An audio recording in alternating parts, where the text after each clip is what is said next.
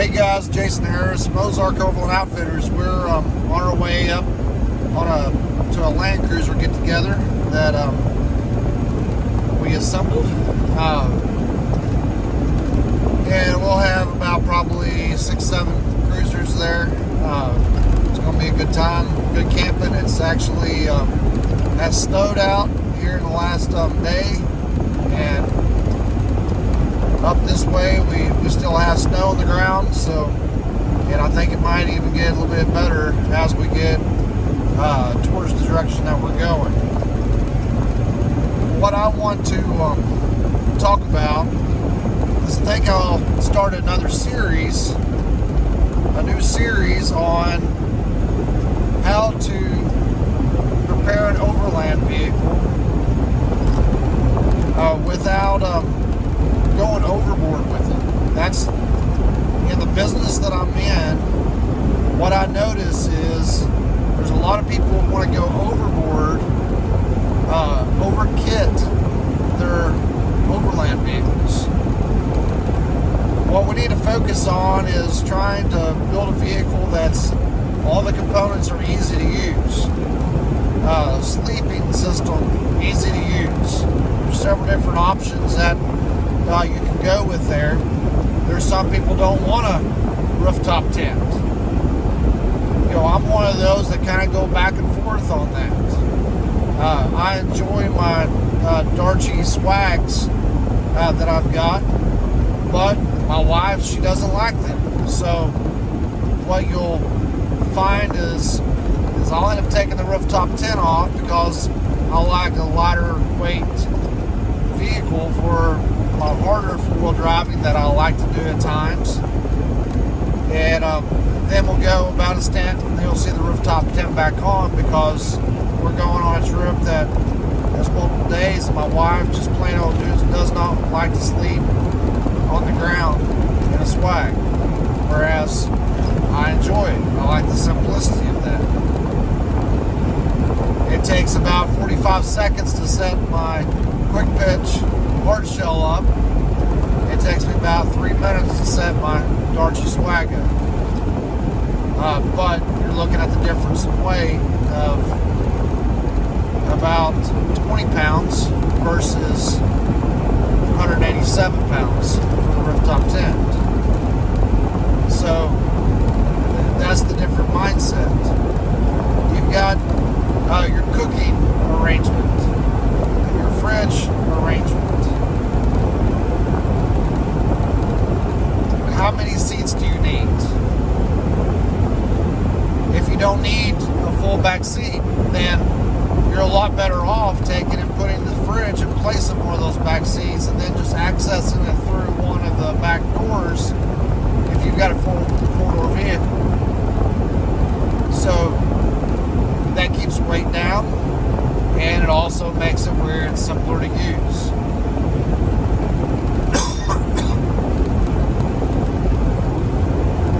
I've got where I need my full back seat now. So now I've got the quick pitch mini kitchen back there, which is an expensive piece of kit. But it's very simple because the drawer comes out past where the fridge drops down to. It's actually a drop fridge slide. The fridge comes out and drops down to basically tailgate height. The drawer comes out behind that. So it's very easy and functional. You don't have to put the fridge back in to open a drawer up to get something out because the drawer is actually coming out behind the fridge. But keep everything in mind as far as weight. Try to keep the weight down as much as possible. It's very easily to get where your rig is overweighted, and then it performs horribly on the highway and also horribly off-road, and you don't want that. Look at what kind of cooking set that you're bringing. Try to keep the weight down as much as possible. Overall weight is something that I can't overstate while trying to keep down. On performance of the vehicle, fuel economy, handling, braking, it all boils down to how much weight that you've added to the vehicle. Which comes weight, you also need a suspension that can handle that weight. And it makes the difference in how it restores the handling and the braking of the vehicle. So there's a lot of factors that go into building a Overland vehicle that is balanced. That's the whole key, is building a vehicle that's balanced and suited for the kind of terrain that you live in. If you live around here and you want to do the trails around here, then you need a suspension that is going to work well off-road. You don't want just a gravel road suspension that I would consider. You'll be happier if you get more travel out of the suspension that you've got. Same if you live out and if you want to run the trails around Moab or out in Colorado and actually want to run the trails instead of just running just the back roads. You need to step up to something more like what Dobson's has or Slinky has, and get more travel out of the suspension. And also in turn you get a better ride, so you get more comfort. You know, the reservoir shocks and stuff, it's not really a fad. It's something that's, I feel like, is for a serious traveler that's going across country and running rough tracks. I feel like it's actually, with our heavy vehicles, is something that we need, because our shocks really get a workout, and they transfer some fuel over here. They're carrying all this weight, and they're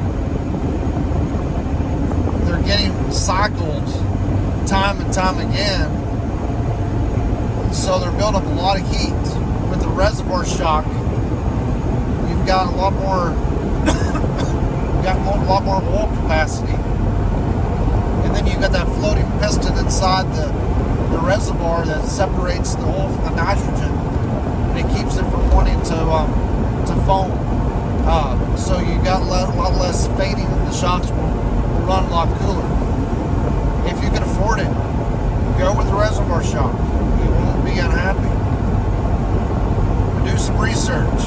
Pick a shock that is noted for longevity. I've seen a lot of the race car brand shocks that perform awesome, but it seems like you've got to rebuild them and service them on a yearly basis. There are some shocks out there that aren't like that. Excuse me. The Dobson MRAs and MRR shocks, they hold up extremely well, and don't have to have a lot of service. The BP51 shocks from Momentum, same. They're a very awesome shock for longevity. So pick something like that.